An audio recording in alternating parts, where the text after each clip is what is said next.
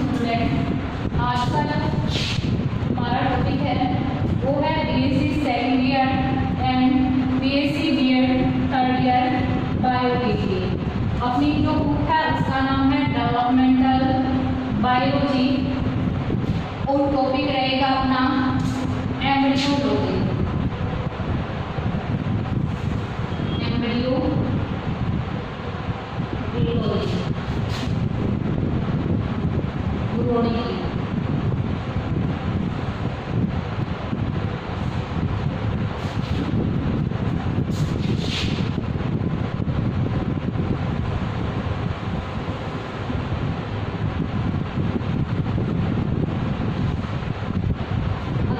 ठीक है, तो देखिए डेवलपमेंटल बायोलॉजी हमारी जो बुक है उसका टॉपिक है एम्ब्रियोलॉजी, यानी यूनिट फर्स्ट का फर्स्ट पार्ट है कौन सा, एम्ब्रियोलॉजी।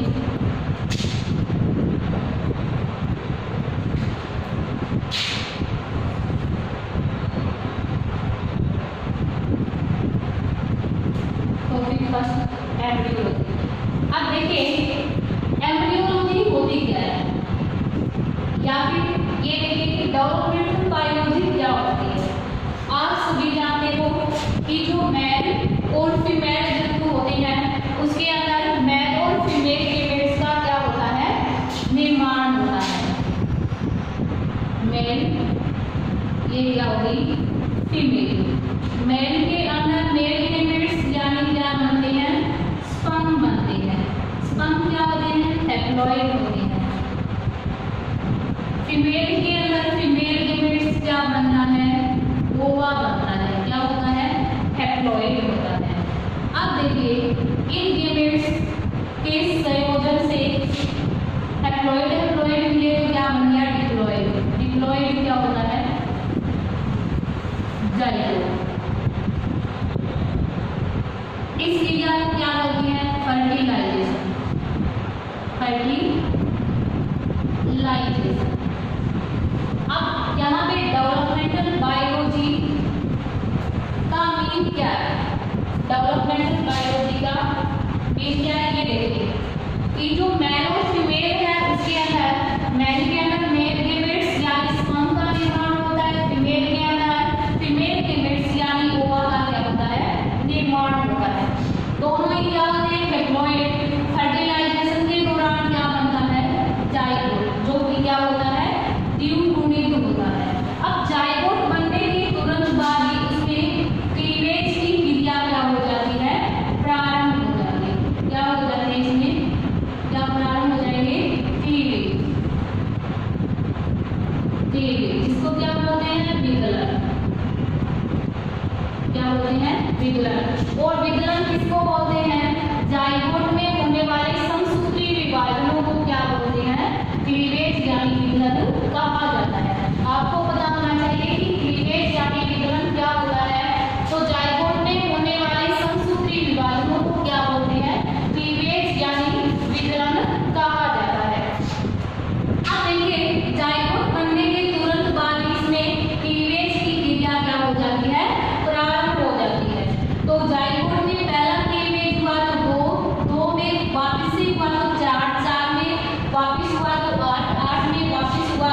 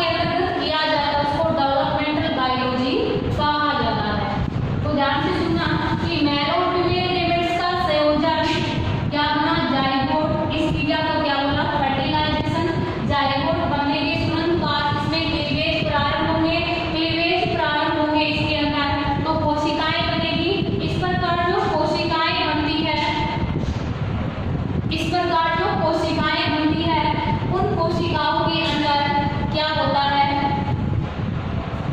डिफरेंशिएशन यानी विभेदन की क्रिया होती है। विभेदन के परिणाम स्वरूप ये जो कोशिकाएं होती है वो अलग अलग कार्य के लिए क्या हो जाती है, डिवाइड हो जाती है। अब देखिए अलग अलग कार्य के लिए डिवाइड हो ही गई तो ये अंत में अलग अलग अंगों का क्या करने लग जाती है, निर्माण करने लग जाती है। ठीक है, अब इन सभी क्रियाओं का क्रमबद्ध अध्ययन यानी क्रम वाइज क्रम यानी स्टेप वाइज स्टेप अध्ययन जो किया जाता है या जिस शाखा के अंतर्गत किया जाता है उसको क्या बोलते हैं अपन, डेवलपमेंटल बायोलॉजी कहा जाता है।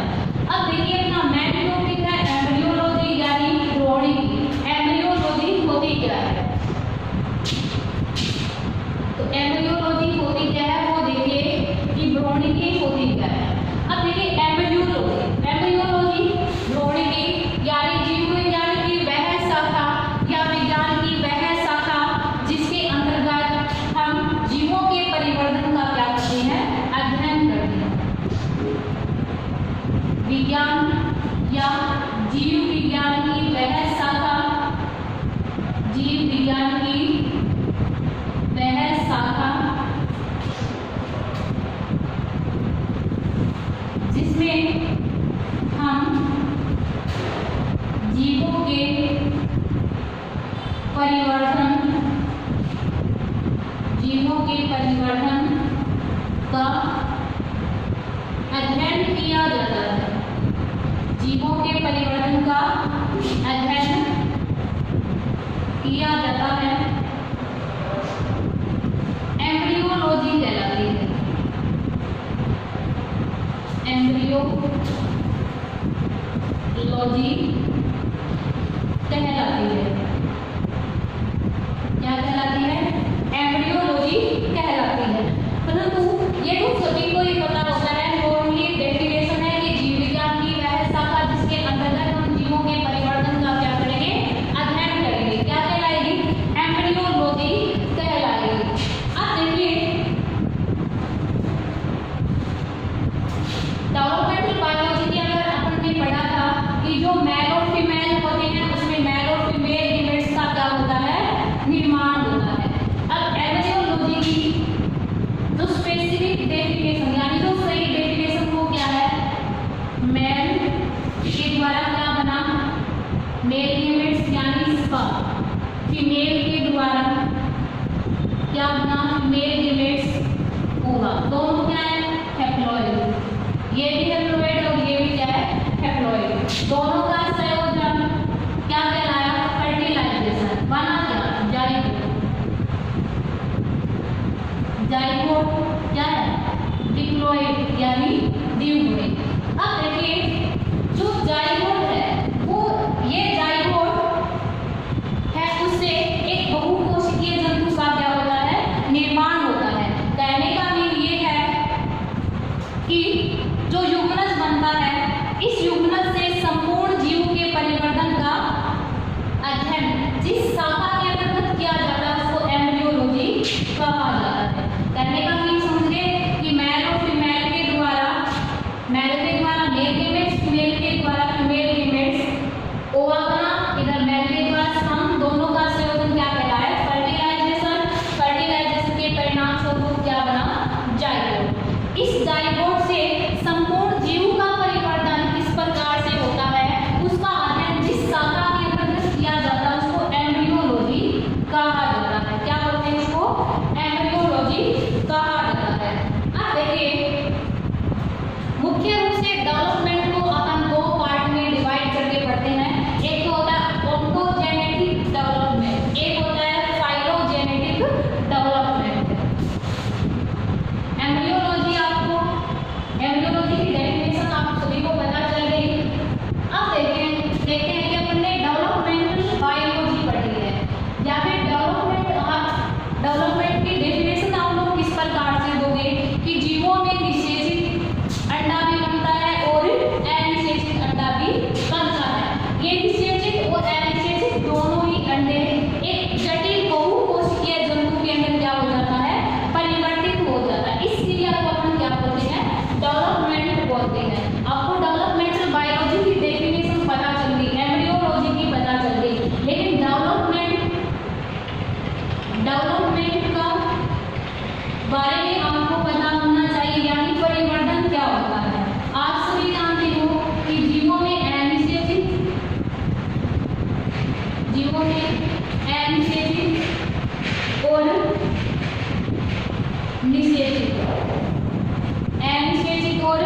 निषेचित दोनों प्रकार के ऐप मिलते हैं या अंडों का क्या होता है, निर्माण होता है। अब देखिए अनिषेचित अंडा कौन सा होगा या अनिषेचित जन्म कौन सा होगा जिसके अंदर मेल और फीमेल गैमेट्स का संयोजन नहीं होता। अब लैंगिक जन्म कौन सा होगा, अलैंगिक जन्म या अनिषेचित जन्म। लैंगिक जन्म कौन सा होगा कि ऐसा जन्म जिसके अंदर मेल और फीमेल गैमेट्स का संयोजन हुआ और इस प्रकार जो एग बना है उसको अपन क्या बोलते हैं, निषेचित एग। ठीक है। अब जीवों में दोनों प्रकार के एग को देखने को मिलते हैं, एक तो होता है अनिषेचित, दूसरा होता है निषेचित। इन अनिषेचित या निषेचित अंडों का एक जटिल बहुकोशिकीय जंतु में परिवर्तित होना क्या कहलाता है, डेवलपमेंट कहलाता है। ध्यान में रखना, अनिषेचित या निषेचित अंडों का जटिल बहुकोशिकीय जंतुओं में परिवर्तित होना ही क्या कहलाता है, डेवलपमेंट कहलाता है। अब अपन को ये पढ़ना है कि डेवलपमेंट दो प्रकार का है, एक ऑन्टोजेनेटिक डेवलपमेंट, एक होता है फाइलोजेनेटिक डेवलपमेंट। डेवलपमेंट मुख्य रूप से कितने प्रकार की है, दो प्रकार की।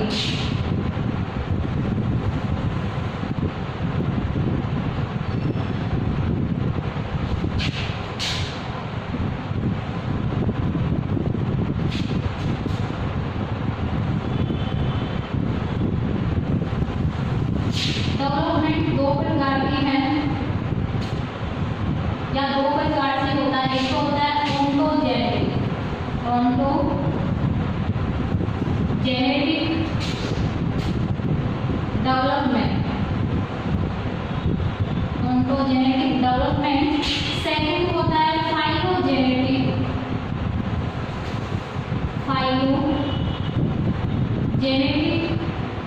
डेवलपमेंट।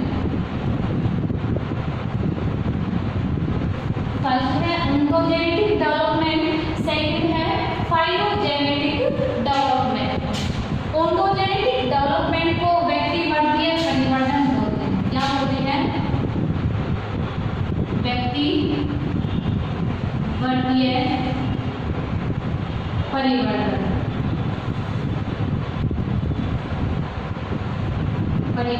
ठीक है। और फाइलोजेनेटिक डेवलपमेंट को बोलते हैं जातिवर्तीय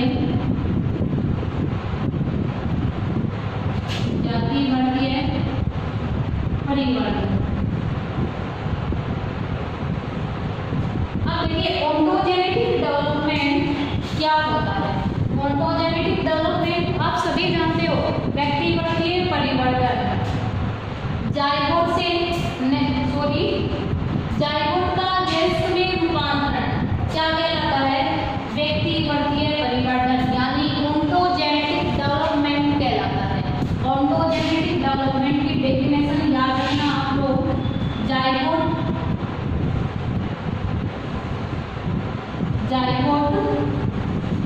का वयस्क में रूपांतरण, जायगोट का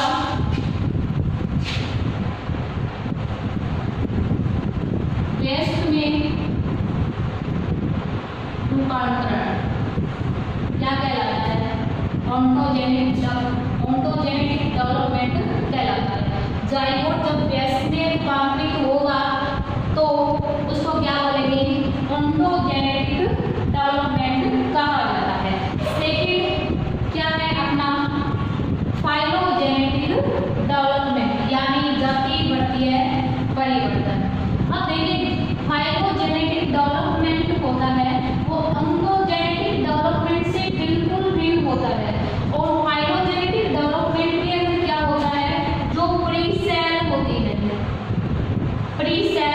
है उससे प्रजाति के विकास तक का क्या करती है, अध्ययन करती है। प्री सेल होती है, प्री सेल के द्वारा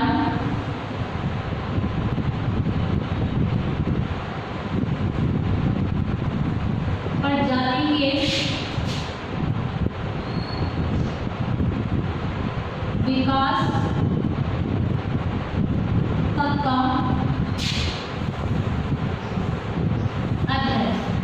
इसके अंदर किया जाता है फाइलोजेनेटिक डेवलपमेंट के अंतर्गत किया जाता है या फाइलोजेनेटिक डेवलपमेंट कहलाता है। ओंटोजेनेटिक डेवलपमेंट जाइगोट का वैक्सीन में रूपांतरण ओंटोजेनेटिक डेवलपमेंट कहलाएगा। फाइलोजेनेटिक डेवलपमेंट इसमें क्या होता है कि प्री सेल के द्वारा, किसके द्वारा, प्री सेल के द्वारा प्रजाति के विकास तक का क्या करते हैं, अध्ययन करते हैं। इसके अंदर फाइलोजेनेटिक डेवलपमेंट के अंदर अब देखिए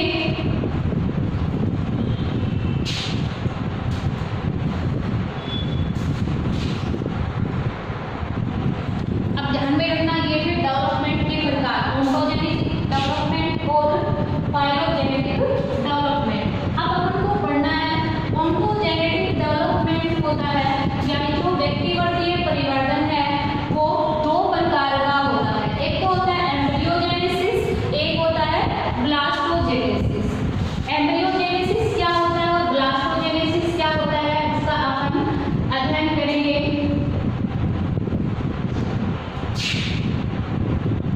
ओंटोजेनेटिक डेवलपमेंट यानी व्यक्तिवर्तीय परिवर्तन कितने प्रकार का होता है,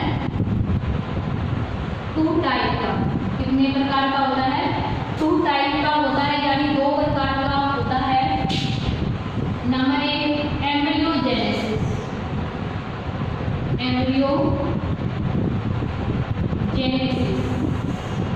जिसको हिंदी में बोलते हैं भ्रूणोद्भव।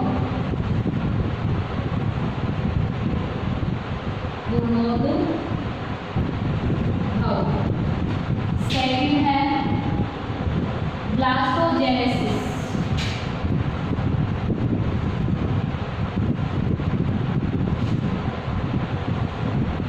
ब्लास्टोजेनेसिस कोलोद्भव, मॉडल कोलोद्भव। अब देखिए ओंटोजेनेटिक डेवलपमेंट 2 प्रकार का होता है। एक होता है एम्ब्रियोजेनेसिस, सेकंड है अपना ब्लास्टोजेनेसिस। अब देखिए एम्ब्रियोजेनेसिस क्या होता है, जाइगोट से नए जीव का निर्माण क्या कहलाता है, एम्ब्रियोजेनेसिस कहलाता है। जाइगोट से नए जीव का निर्माण, नए जीव का निर्माण क्या कहलाता है, एम्ब्रियोजेनेसिस कहलाता है। आप सभी को पता है जाइगोट कैसे बनता है, मेल और फीमेल गेमेट्स का संयोजन क्या कहलाता है, फर्टिलाइजेशन। फर्टिलाइजेशन होता है तो क्या बनता है, जाइगोट। जब जाइगोट से नए जीव का निर्माण होता है तो उसको क्या बोलते हैं, एम्ब्रियोजेनेसिस यानी भ्रूणोद्भव कहा जाता है। सेकंड है अपना ब्लास्टोजेनेसिस। आप सभी जानते हो कि एरेनिक जन्म क्या होता है, ऐसा जन्म जिसके अंदर मेल और फीमेल गेमेट्स का संयोजन नहीं होता, क्या कहलाता है, एसेक्सुअल रिप्रोडक्शन कहलाता है। क्या कहलाता है, एसेक्सुअल रिप्रोडक्शन कहलाता है यानी एरेनिक जन्म कहलाता है। अब देखिए एरेनिक जन्म आपको पता चल गया कि अब देखते हैं ब्लास्टोजेनेसिस होता क्या है। एरेनिक जन्म के दौरान बनने वाली विभिन्न संरचनाएं जैसे बड हो गई यानी फूल हो गया, जेम्यूल्स हो गया आदि के द्वारा जब नए जीव का निर्माण होता है या एरेनिक संरचना बड या जेम्यूल्स का नए जीव बड और जेम्यूल्स से नए जीव का परिवर्तन क्या कहलाता है, ब्लास्टोजेनेसिस कहलाता है। अब ओंटोजेनेटिक डेवलपमेंट अपना कंप्लीट हो जाता है। आगे बात करते हैं हम हिस्ट्री ऑफ एम्ब्रियोलॉजी की। अगला नेक्स्ट पॉइंट है अपना हिस्ट्री ऑफ एम्ब्रियोलॉजी, एम्ब्रियोलॉजी का इतिहास। अगला नेक्स्ट पॉइंट है history of embryology, history of embryology. तो एम्ब्रियोलॉजी का ज्ञान कब हुआ था, सेल सिद्धांत या सेल थ्योरी के खोज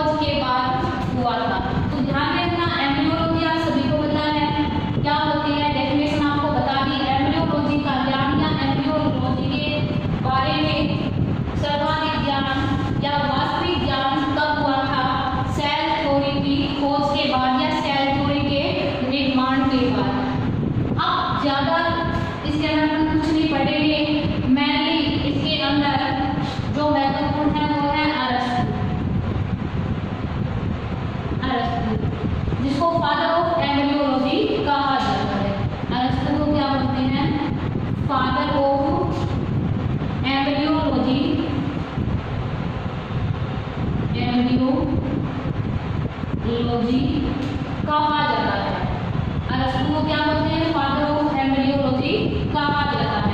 क्यों कहा जाता है वो देखिए कि अरस्तु ने बताया कि जो मनुष्य का भ्रूण होता है उसका परिवर्तन किससे होता है? माता के ब्लड से होता है। किससे होता है? अरस्तु ने क्या बताया कि मनुष्य का जो भ्रूण होता है यानी जो एम्ब्रियो होता है उसका परिवर्तन किससे होता है? माता के ब्लड से होता है। माता के किससे होता है? ब्लड से होता है। आगे चलकर अरस्तु ने मुर्गी और अन्य जंतुओं के परिवर्तन का क्या किया? अध्ययन किया।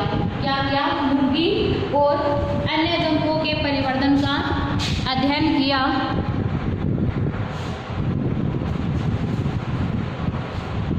देखिए अरस्तु को फादर ऑफ एम्ब्रियोलॉजी बोला जाता है।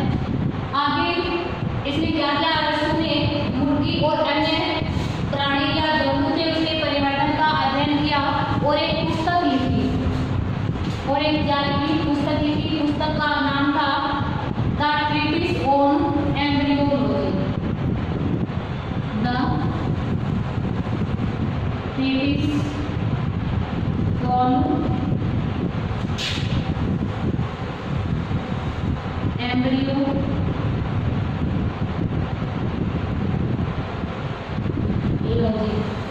पुस्तक का नाम क्या था? Treatise on embryology. किसकी पुस्तक थी? अरस्तु की थी।